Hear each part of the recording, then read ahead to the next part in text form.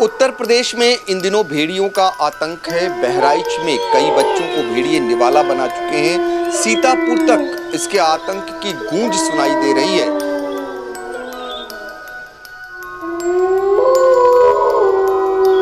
जब अमावस्या आती है, रात काली होती है और शिकार बढ़ जाते हैं।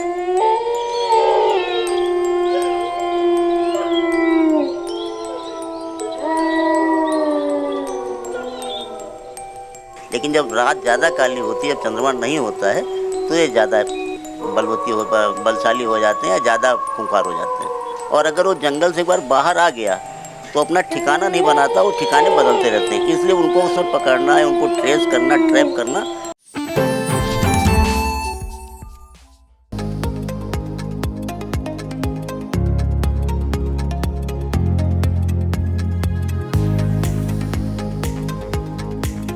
उत्तर प्रदेश में इन दिनों भेड़ियों का आतंक है। बहराइच में कई बच्चों को भेड़िए निवाला बना चुके हैं। सीतापुर तक इसके आतंक की गूंज सुनाई दे रही है।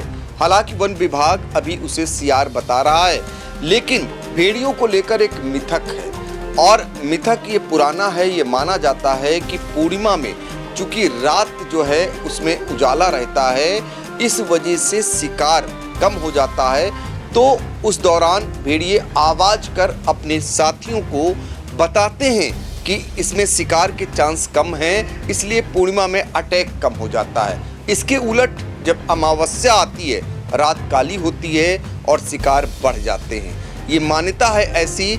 आज हम इसी को लेकर सेवानिवृत्त डीएफओ रविशंकर वाजपेयी के पास पहुंचे हैं। लंबा चौड़ा अनुभव है, उनसे साझा करेंगे बहुत सारी जानकारियां।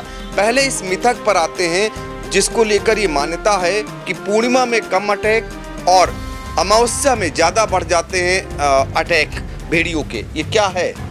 हाँ, ये सही है, मिथक है। मिथक क्या, थोड़ी देर कुछ परसेंटेज सही भी है, क्योंकि ये रात जितनी काली होती है उतना ये इनकी एक्टिविटीज़ बढ़ जाती है।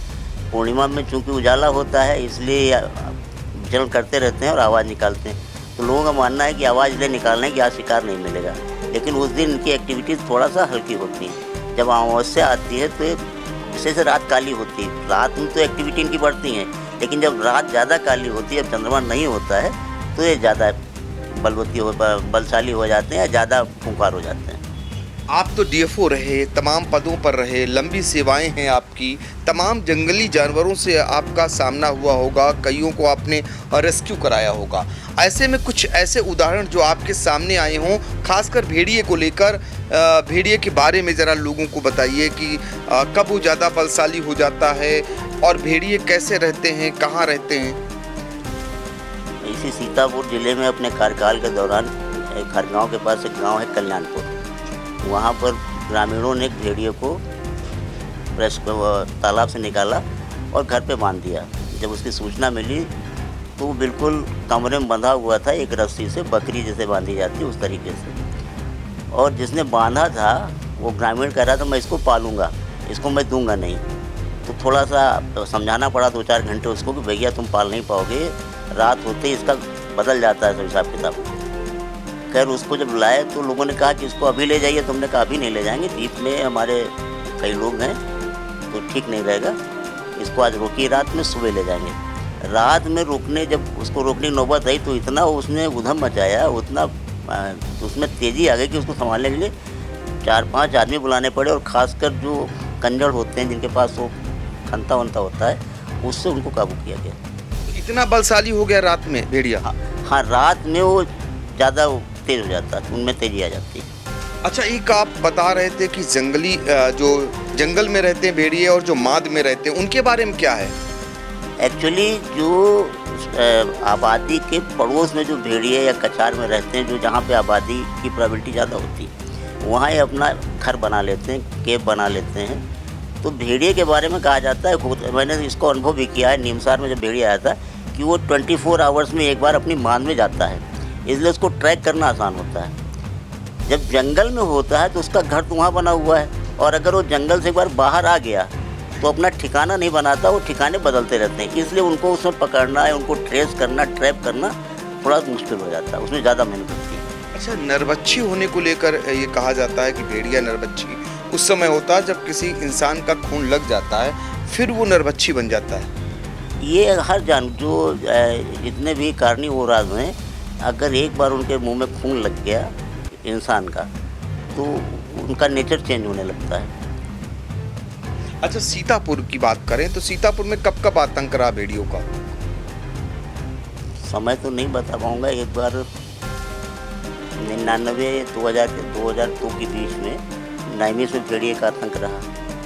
उसके बाद छुटपुट घटनाएं होती रही। एक बार एक पेंथर निकल आया था, एक बार एक दुधवा से एक गैंडा आ गया था, वो वहाँ बैठपुर में पकड़ा गया, उसको ट्रैप किया गया। तो चूँकि सीतापुर जंगल लखीमपुर से मिला हुआ है, तो इसमें जानवर अक्सर आ जाते हैं, और खासकर बरसात में जंगलों में पानी भर जाता है, तो ये विचरण कर जाता है।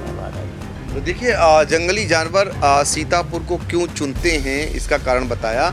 दरअसल पास में जंगल है लखीमपुर का और घाघरा नदी यहाँ से निकली हुई है। मांद में रहने वाले भेड़ियों के मांद में पानी भर जाता है, और जो जंगल में रहते हैं वो एक बार अगर भटक जाते हैं तो दोबारा वापस नहीं जा पाते हैं। इस समय चूंकि गन्ने की फसल है और घास भी काफ़ी लंबाई से उगी है, इसलिए उनको ट्रेस करना मुश्किल है। लेकिन अब भेड़िया है या सियार है, इसका पता लगाना बड़ा मुश्किल हो जाता है। और सियार अमूमन इंसानों पर हमले जल्दी नहीं करते हैं, पागल होने के बाद ही सियार के हमले सामने आते हैं। ऐसा सुना है आपने? जी हाँ, सियार अक्सर हमला नहीं करता कभी भी। और जब पागल होता तभी? हाँ, पागल होता है या उनका सीजन चल रहा हो, उस समय थोड़ा फ्यूरियस हो जाते हैं, अदरवाइज नहीं। देखिए, सियार उस तरीके से हमला नहीं करते हैं, लेकिन हाँ, भेड़िए जरूर नरबच्छी बन जाते हैं, अक्सर ये देखने को मिला है। लेकिन जब घटनाएं इक्का दुक्का होती हैं और उन पर काबू कर लिया जाता है तो इतना बड़ा मामला नहीं बनता है। लेकिन बहराइच में जिस तरीके से ये बड़ी वारदात हो रही है निरंतर, उसको लेकर प्रदेश की योगी सरकार भी बेहद सख्त है और निर्देश दिए गए हैं कि जल्द से जल्द भेड़िए पकड़े जाएं और जो हजारों हजार की आबादी भयाक्रांत है उससे उसको मुक्ति मिल सके। तो फिलहाल भेड़ियों को लेकर एक अहम जानकारी जो सेवानिवृत्त डीएफओ रविशंकर वाजपेयी ने हमसे साझा की, ऐसी ही जानकारियां आपको फिलहाल आगे भी पहुंचाते रहेंगे। सीतापुर से आई इंडिया के लिए अपने सहयोगी सिद्धांत पांडे के साथ डॉक्टर पंकज सिंह गौर।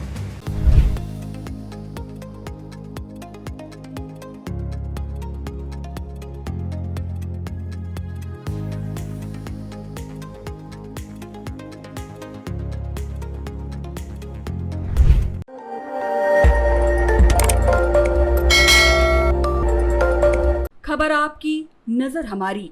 देखते रहिए आई इंडिया।